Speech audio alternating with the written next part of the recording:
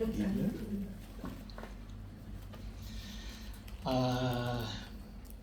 of you know, and those who don't know will probably have guessed that I'm a particularly private person.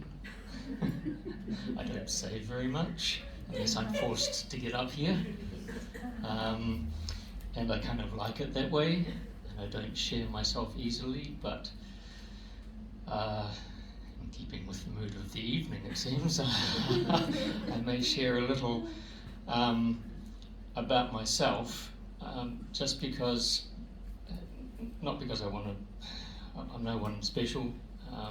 One of the reasons I don't like to share myself, particularly when I preach, is because I really don't want attention drawn to me.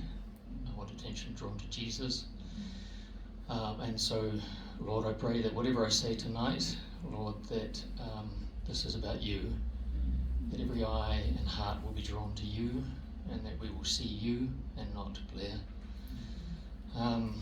This is very unusual for me to talk about myself. I'm not going to give a history except insofar as it points to some of the things that I want to say, and I do have a point I will get to. It might take me a bit, so please just be patient.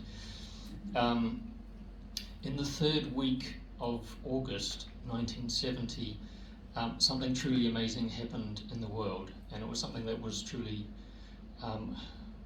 life-changing for this planet, and that was that I was born.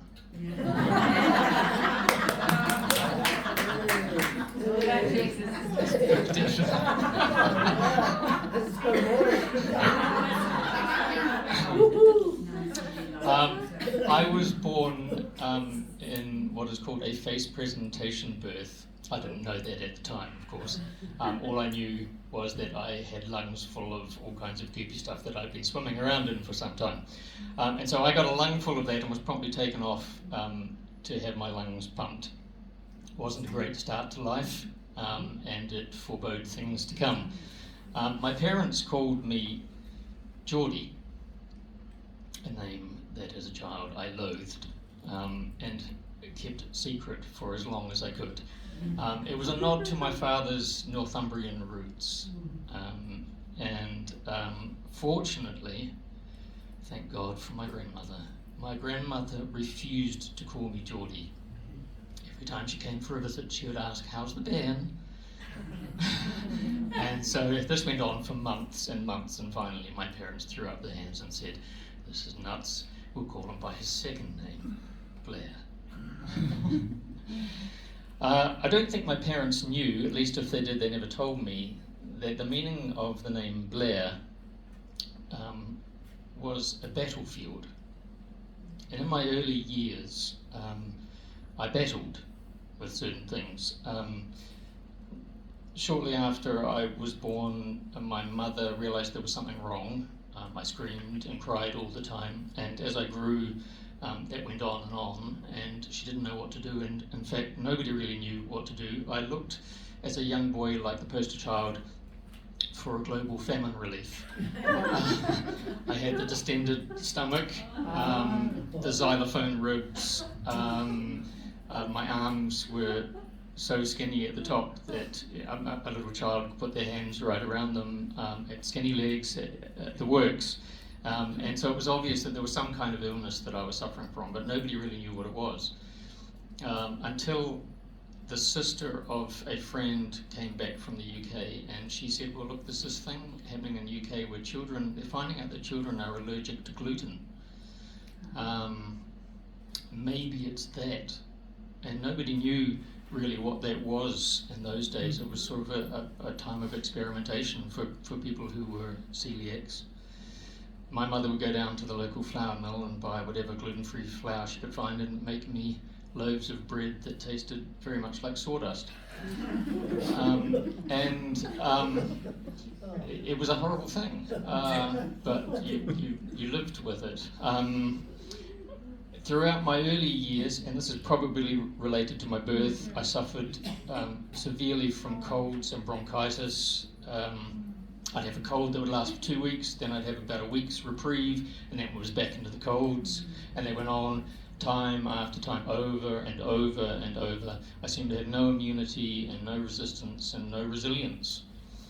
And then when I was about 8 or 9, I honestly don't remember how old I was, but probably about when I was 8 or 9, I had a car accident.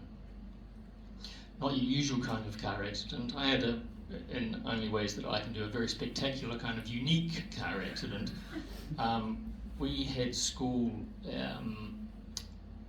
at that time it was out in Lee Camp, and the school bus was a Volkswagen Combi.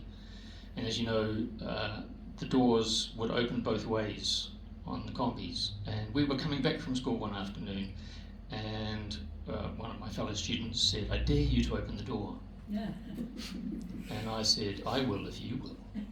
And the student opened the door, and the door, of course, opens into the wind, and closed the door.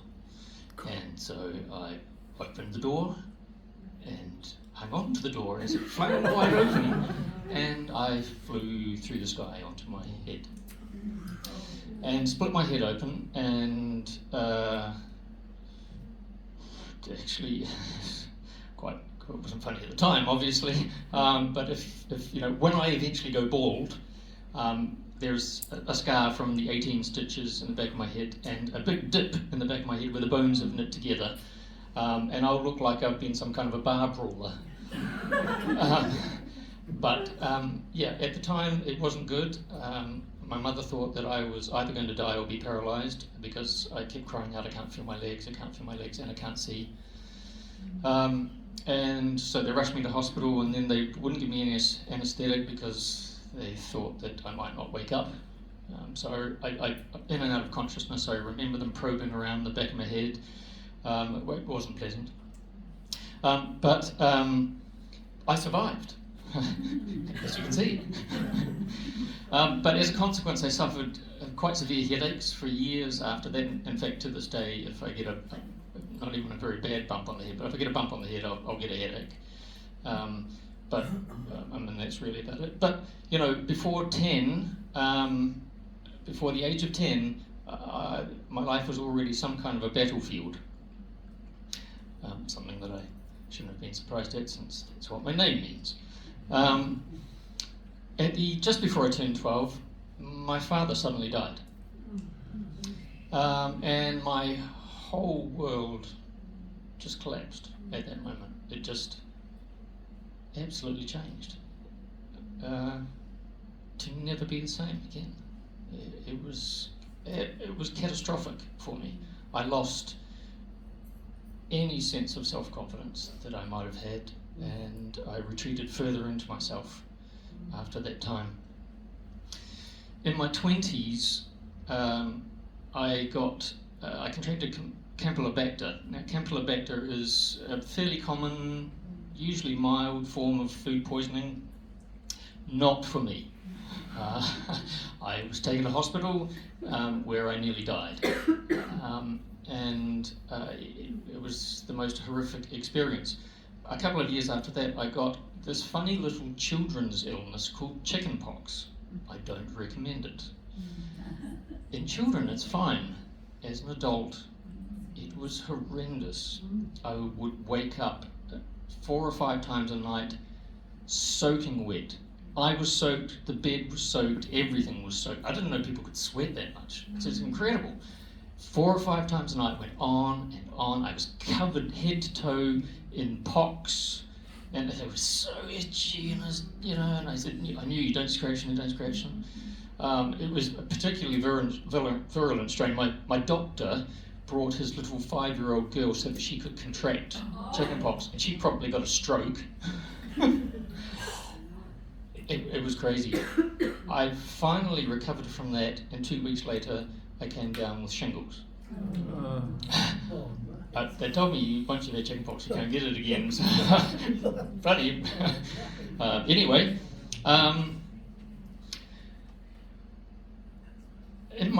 so when I was about 25, I moved overseas, and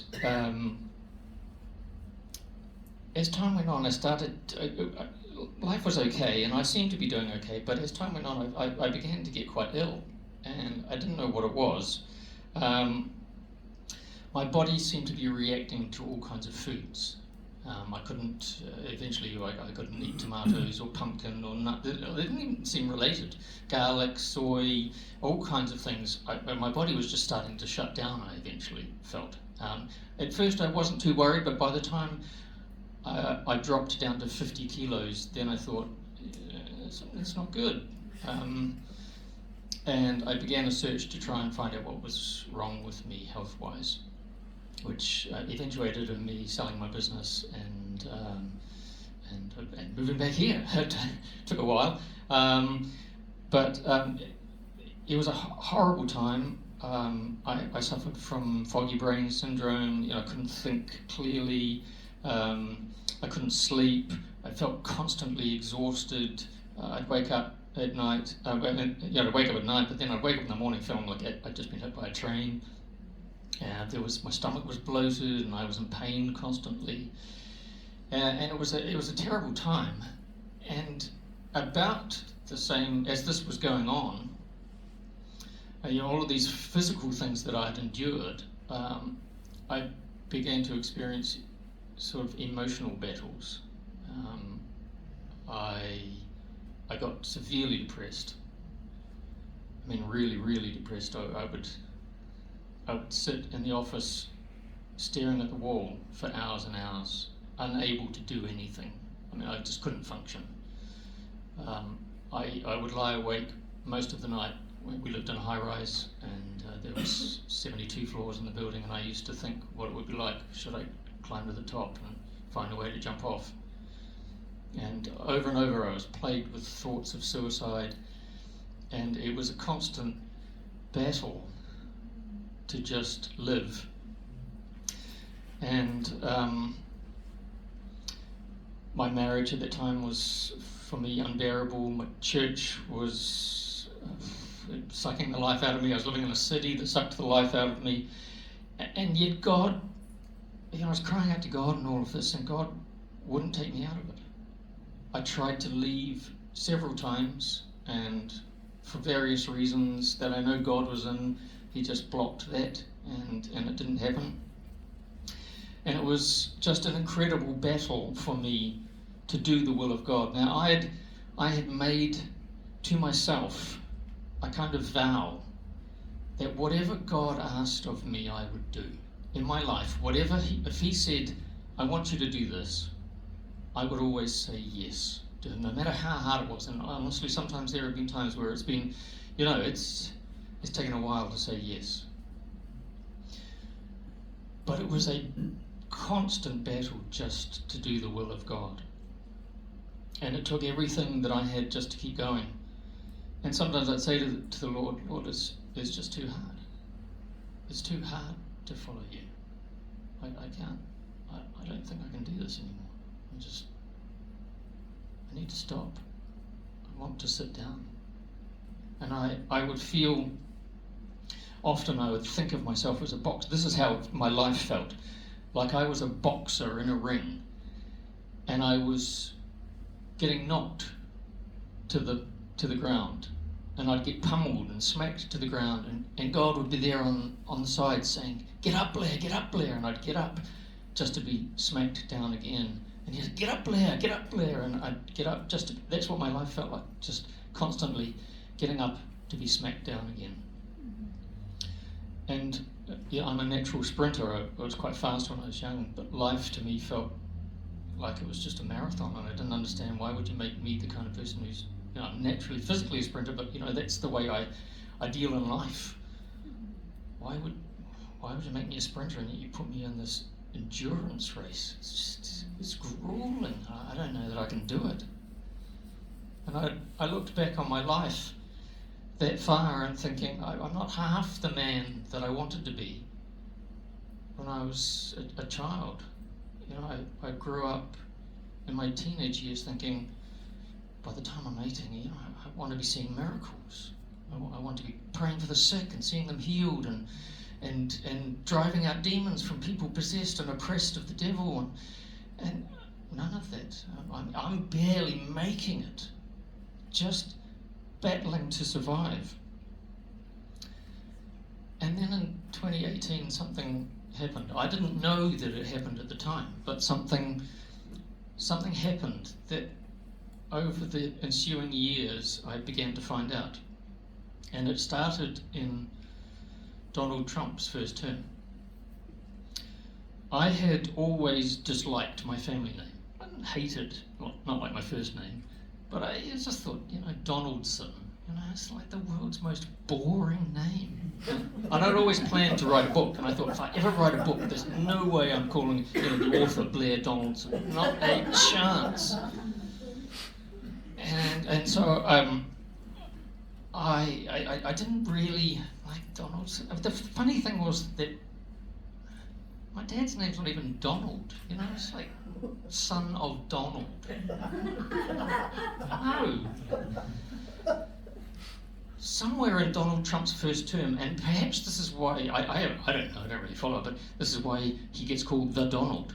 Somewhere in Donald Trump's first term, I came across something just in passing where somebody was talking about his name, and it piqued my interest, so I started to research Donaldson. What is Donald? Donald.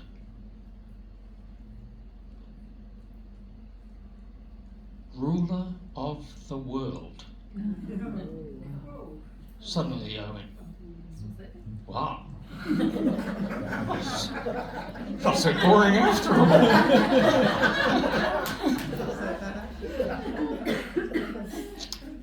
I left that for quite a long time, and the years went by, and I didn't really think about it too much until fairly recently when God began to speak to me. And as he began to speak to me, I realized that, like so many biblical characters, God had changed my name. I wasn't any longer Geordie, most boring family name in the world. I was Blair, son of the ruler of the world. And I thought, wow, that's incredible who I am. Now, names are very significant in many ways. And I know this is me telling you about me, but this is me telling you about us. And I'm going to get to that. I'm not unique in any of the things that I've talked about. There are plenty of people, probably some of you here, who have had far harder lives than I have had, who have had to struggle much more than I had to struggle, who have battled much more than I have battled. But I want to use me as some kind of emblem for you of what it's like to battle. Some of you may feel like your life is just battlefield and not victory. That's how I felt, just constantly knocked down. A few weeks ago, while I was praying and meditating, this word kept coming to me over and over. Plenipotentiary. Plenipotentiary. It's the word you use when you're talking with your friends over a coffee. Honestly, I don't think I've ever used that word in a conversation. Not ever. So I had an idea about what the word meant, but I looked it up. It comes from two Latin words, plenus and potentia. Plenus means full, and potentia, from which we get our word potent, means power. Full power. The OED defines it as this: invested with full power, especially as the ambassador, deputy, or envoy of a sovereign ruler, exercising absolute or discretionary power or authority. Signifies absolute, full, or unlimited power or authority. Exercising, now this is the interesting part, exercising absolute or discretionary power. It's not just power that God has given to us. What He wants us to do, He wants to give to us discretionary power. He wants to trust us, so trust us with His word, that we have discretionary power in the use of it. Now, I say that, not that we get to choose, but that we are so controlled by the Spirit of God, so under the influence of God's Spirit, that when we use His word as His ambassador, we have plenipotentiary authority. As I'm pondering these things that God's been speaking to me, He reminds me of a vision that a woman had of me about 10 years ago. In this vision, there's a wall full of swords. People always have scriptures and words and prophecies over me about swords. I don't know, something about swords and me. There's this wall full of swords, and the Lord says to me, choose one. This is how I know that this woman was spot on, because I went over and I chose, she said, you went to the wall and you chose the smallest sword. That's how I know she's right, because that's exactly what I would do. I choose the smallest sword. So I went over and chose the smallest sword, and she said, the Lord looked at you and said, Blair, why would you choose this? Why would you do that? No, that is not for you. And he went over and he chose the biggest sword on the wall. And when he handed it to you, you saw that your name was engraved on it. And at the time, when she gave me this word, I thought, oh, that's nice. I've got a big sword. But as God's speaking, reminding me of this, these words come to me. Pick up the sword. Pick up the sword. Pick up the sword. Pick up the sword. If you've got a Bible, can you turn to Revelation chapter 2?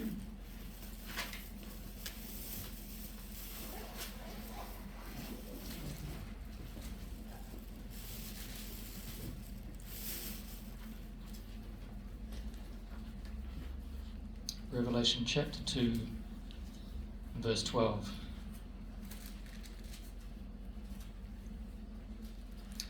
These are the words of him who has the sharp, double-edged sword. I know where you live, where Satan has his throne. Yet you remain true to my name. You did not renounce your faith in me, not even in the days of Antipas, my faithful witness, who was put to death in your city, where Satan lives.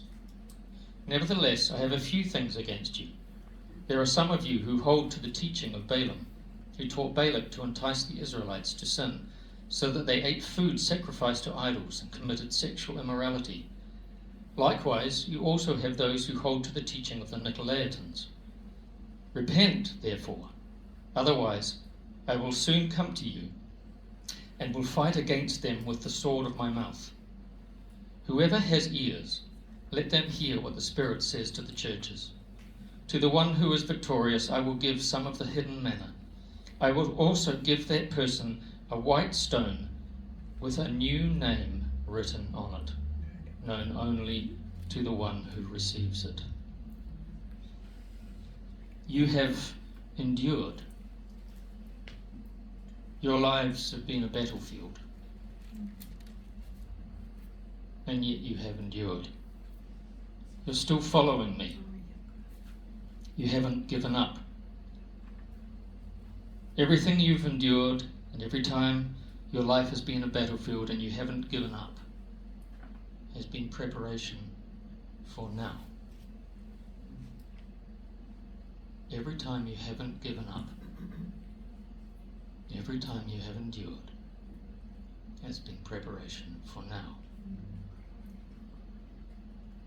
But you tolerate things you should not.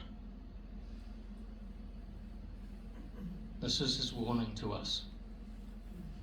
We cannot tolerate things that we should not tolerate in our lives. The things that God has already put his finger on in our lives. The places where he said, not this, not for you. Drop that. Stop that. Get rid of that. Cut that off. We don't want him to come to us with a sword. we want to be wielding the sword of the Lord in his name. He wants to endue us with authority, plenipotentiary. The power, the full power to do what he asks of us. But we can't do it while we have things that need to be cut off in our lives. They need to be cut away. Not just for our own sake. Yes, absolutely for our own sake. But for all our sakes. The sword isn't just wielded by us. The sword is wielded by us. And I say this as much to me as to any one of us.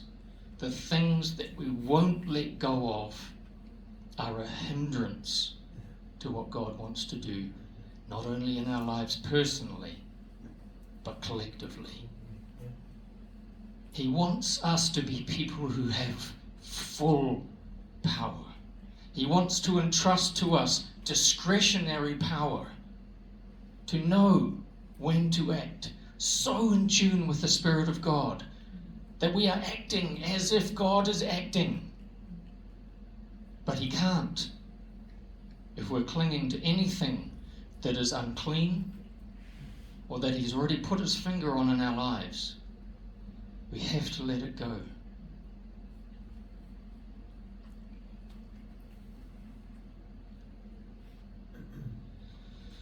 If you feel worn out from your battles, like I did, I still do.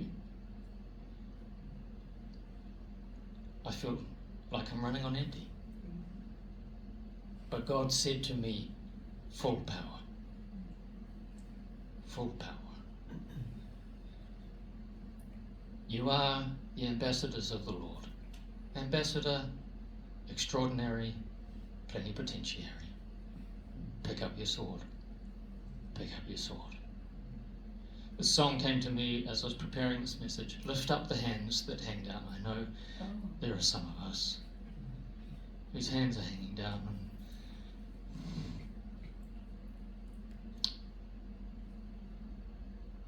I feel it.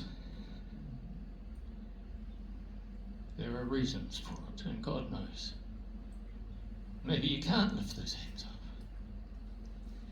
Then we will lift them up for you. Lift up the hands that hang down. Lift up the voice now still. Give unto God continuous praise. Sing forth from Zion's hill. Put on the garment of praise for the spirit of heaviness. And lift up your voice to God. Praise is a weapon of power.